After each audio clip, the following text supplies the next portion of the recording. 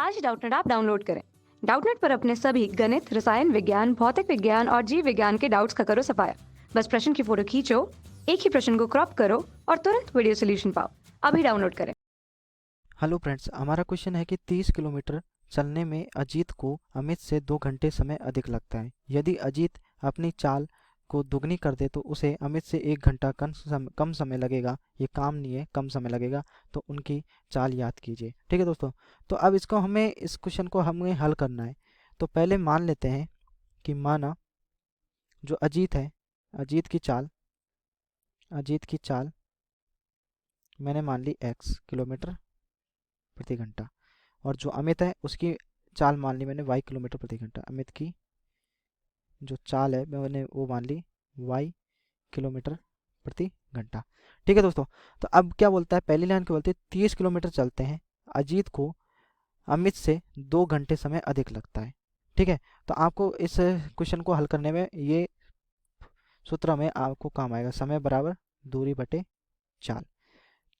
चाल तो यानी अगर अजीत को 30 किलोमीटर चलना है तो उसे कितना समय लगेगा, 30 बटे एक्स, इससे निकाल लिया ना। समय कितना लग रहा था हमें, 2 घंटे लग रहा था, तो 2 घंटे को तो छोड़िए। तो अगर हमें इसको अजीत को 30 किलोमीटर चलना है तो 30 से हमारे पास इसकी ये हो गई, 2 किलोमीटर चलना है, और दूरी कितनी हो जाएगी हमारे पास, एक्स, चाल कितनी हो गई हमारे पास, एक्स किलोमीटर। तो अब इन दोनों को क्या बोल रहा है कि अजीत को, ये तो हमारे पास समय आ गया, फिर बोल रहा है कि अजीत को अमित से 2 घंटे अधिक लगते हैं, यानी 2 घंटे और लगते हैं इसको किसकी, अमित की चाल के बराबर आने पे। यानी अमित की चाल कितनी होगी, 30 बटे वाई, क्योंकि 22 किलोमीटर प्रति घंटा मानी थी हमने। तो ये हमारे पास समीकरण नंबर 1 हो गई। ऐसे ही बोल रहा है कि यदि अजीत की चाल दुगनी कर दी जाए तो अमित से 1 घंटा कम लगेगा। यानी अजीत की चाल, मान लो अजीत की चाल 2 गुनी कर दी, 2x कर दी, ठीक है, उससे क्या है 1 घंटा कम लगता है, यानी -1 कर दिया बटे 30 बटे वाई, समीकरण नंबर 2। ठीक है दोस्तों, तो ये हो गया हमारे पास। अब इन दोनों समीकरणों को हम हल करेंगे, बस हमें हमारा आंसर आ जाएगा। ठीक है, तो ये हो जाएगा हमारे पास, इन दोनों समीकरणों को हल करिएगा। इन दोनों समीकरण मान लीजिए कि हमारे पास, इसको मैंने ये इस वाले समीकरण को और कैसे लिख सकते हैं, 15 बटे एक्स माइनस 1 बराबर 30 बटे वाई। ठीक है, तो इसे समीकरण नंबर, इसको नहीं देके इसको समीकरण नंबर 2 दे देता हूँ। ठीक है, तो अब मैं इस समीकरण को कैसे लिख सकता हूँ, 30 बटे एक्स माइनस 30 बटे वाई बराबर है हमारे पास -2। इसे समीकरण नंबर ए दे दिया। फिर इसको लिख दिया 15 बटे एक्स माइनस 30 बटे वाई बराबर हो जाएगा हमारे पास 1। इसे समीकरण नंबर बी दे दिया।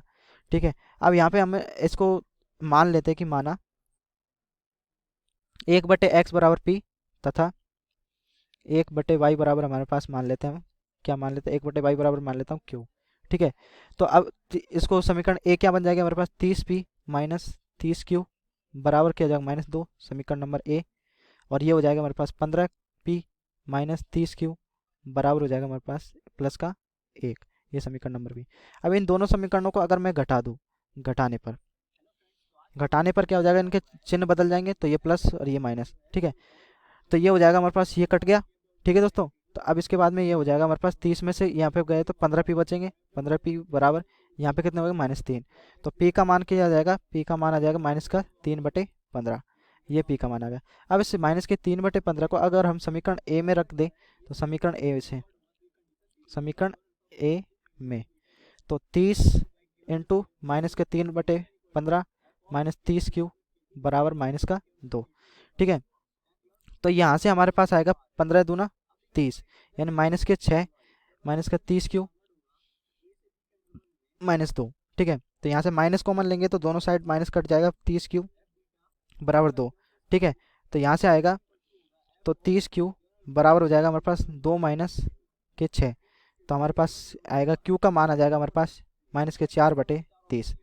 ठीक है, तो आपको ये पता होगा कि हमारा जो यहाँ पे मैंने पी और क्यू के मान निकाले, तो आपको ये पता है हमें क्या निकालनी है, उनकी चाल निकालनी है। तो चाल हमेशा कभी ऋणात्मक नहीं हो सकती, तो पी का मान क्या हो जाएगा हमारे पास 3 बटे 15, और यहाँ पे क्यू का मान हो जाएगा हमारे पास 4 बटे 30।